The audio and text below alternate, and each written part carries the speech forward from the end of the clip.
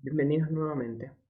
En esta oportunidad quiero contarles qué es Docker y cuáles son los aspectos fundamentales que cualquier desarrollador debe conocer para poder desenvolverse con facilidad dentro de esta tecnología. Entonces, para comenzar, hay ciertos aspectos que nosotros tenemos que considerar, ciertas preguntas que tenemos que poder responder, no son tantas, pero las principales es, primero, ¿qué es Docker y por qué lo utilizamos? Docker es una tecnología, es una plataforma, a su vez es una empresa, ¿sí? ¿Para qué lo vamos a utilizar a esta tecnología ciertamente? Y bueno, convengamos que desde hace mucho tiempo a esta parte se dejó de trabajar con sistemas de estilo monolítico, es decir, que en una sola aplicación estaban todas las funciones que el sistema podía entregar. Tenía sus cosas buenas para ese momento, pero muchísimos aspectos negativos o cuellos de botella, que podríamos decir como aspecto positivo, que estaba todo relacionado y no íbamos a tener problemas de redes de ninguna clase porque al estar todo en el mismo paquete no había posibilidades de que hubiera un error en la comunicación. Sin embargo, era una modalidad de construcción de software eh, muy, mm, muy poco flexible. ¿Qué quiero decir con esto? Que si nosotros teníamos que hacer un cambio en alguno de esos módulos, había que bajar la aplicación por completo, provocándole una afectación al usuario del 100%. Es decir, o tenía toda la aplicación con errores o sin errores, pero tenía todo. Y para hacer un pequeño cambio del tipo que fuera, debíamos bajar totalmente la aplicación. Docker a nosotros nos permite poder ir resolviendo estas circunstancias de una manera muchísimo más elegante. ¿Por qué? Podría ser la pregunta. Porque nosotros cuando trabajamos en Docker, ejemplo puede ser la siguiente imagen, nosotros teníamos una aplicación monolítica, como bien comentaba anteriormente, donde cada figura eh, tiene se corresponde con un aspecto distinto del sistema. Mientras que del lado derecho nosotros tenemos la misma funcionalidad, pero totalmente aislada del resto de las funcionalidades. Docker lo que nos permite es poder trabajar de la manera que vemos del lado derecho. Es decir, que nosotros podríamos tener pequeñas aplicaciones completas, pero a su vez que entregan una funcionalidad muy precisa y concreta. Y el trabajo mancomunado de todos los módulos o de estos dockers, ¿sí? Le entrega al usuario la funcionalidad completa que antes tenía con un sistema monolítico. La ventaja es, por ahí es más evidente a la vista, en el sentido que si nosotros tenemos una afectación en un solo módulo o en un solo servicio, solamente será ese el que debamos quitar de funcionamiento por un tiempo y después volverlo a, a- a poner en línea, como se dice habitualmente. Entonces, eso es lo principal. Por eso es que Docker es la tecnología que revolucionó el mercado en muchísimos aspectos y ha sido la base para tecnologías todavía más robustas.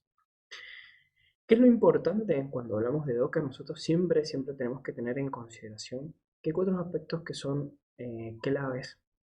Uno de ellos es que Docker nos permite o nos ofrece un manejo de contenedores.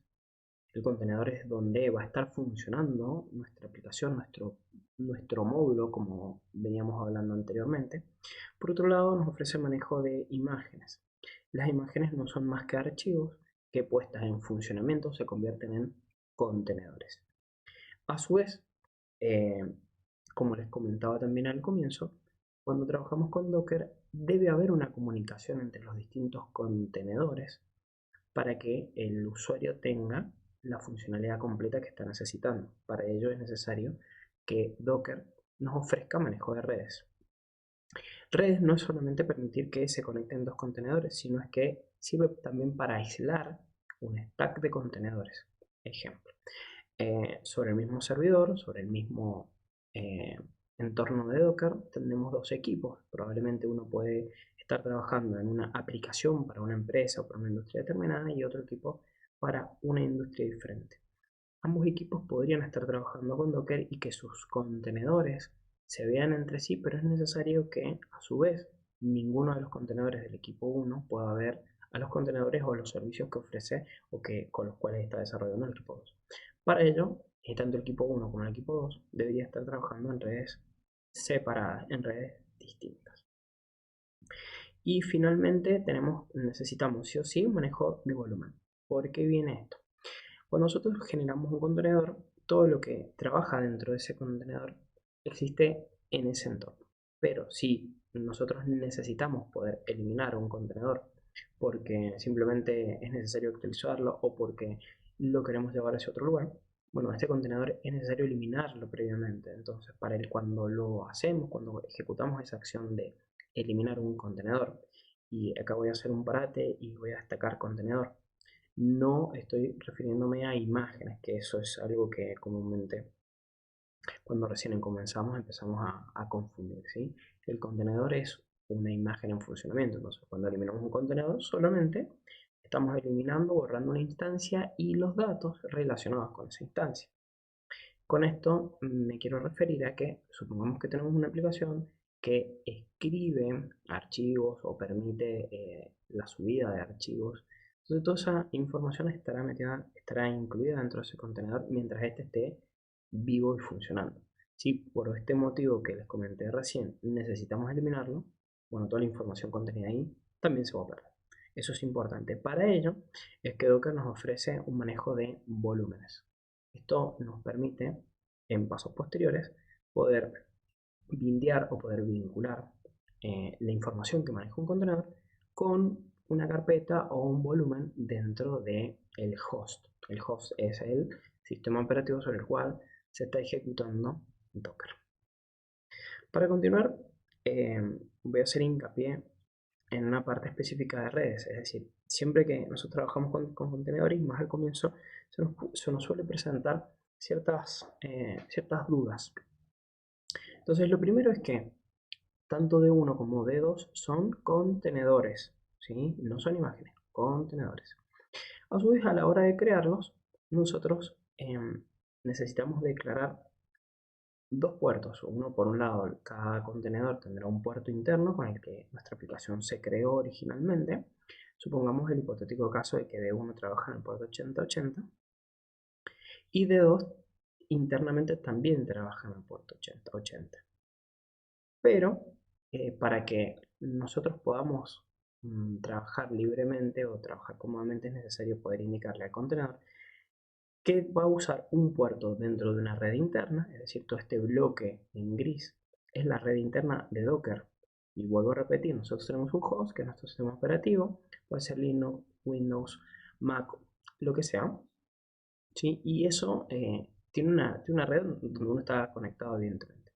Cuando nosotros instalamos Docker y funcionamos y trabajamos con contenedores, Docker hace una red interna separada, que por lo general empieza con 172 puntos y de ahí en más puede armar distintas redes. Entonces, cada vez que nosotros creamos un contenedor, si lo indicamos o no, va a estar en una red. Si no indicamos cuál es el nombre de esa red, le va a poner una red por defecto. Entonces, cada contenedor que empieza a funcionar en esa red puede trabajar en el puerto que nosotros le designemos. Bueno, y ahí en ese punto hay un paréntesis grande donde el puerto depende de cómo nosotros, eh, qué puerto nosotros tengamos especificado dentro de esa aplicación. Pero cuando nosotros desde nuestro host, y por eso coloqué estos iconos de browser, queremos acceder al funcionamiento que está ofreciendo para este contenedor, nosotros vamos a colocar localhost porque está corriendo nuestra máquina local y un puerto externo para D1 y para D2. Es decir, que los contenedores dentro de la red interna se van a ver entre ellos a través de un puerto interno, mientras que cuando queramos acceder a alguno de estos servicios desde el host, lo debemos de hacer a través del puerto externo. Cuando me refiero al puerto externo, recordemos siempre que los sistemas operativos, el puerto es un número, es un entero, que no puede ser utilizado por dos aplicaciones al mismo tiempo. Es decir, que si D1 usa el puerto externo 8080, D2 no puede usar como puerto externo el 8080, porque ya va a estar ocupado por el anterior. ¿Sí? Entonces, ahora para ejemplificar un poquito, les comento, si yo quiero acceder al puerto, entonces desde afuera a D1 pondré como dice la URL a la izquierda. ¿Sí? Es decir, acá. Mientras que si nosotros queremos acceder, ejemplo, el contenedor D2 necesita acceder a algún contenido en D1, lo va a hacer a través de su puerto interno, ¿sí? Que es lo que habíamos indicado en esta imagen previa, que D1 tiene un puerto interno y D2 tiene también un puerto interno. Entonces, los contenedores entre ellos siempre van a hablar, se van a comunicar a través de su puerto interno. Dicho esto, entonces, bueno, podemos avanzar hacia los ejemplos. En la siguiente sesión voy a mostrarles cómo podemos, cómo son los comandos, los mínimos y los básicos que nosotros necesitamos para poder operar con contenedores.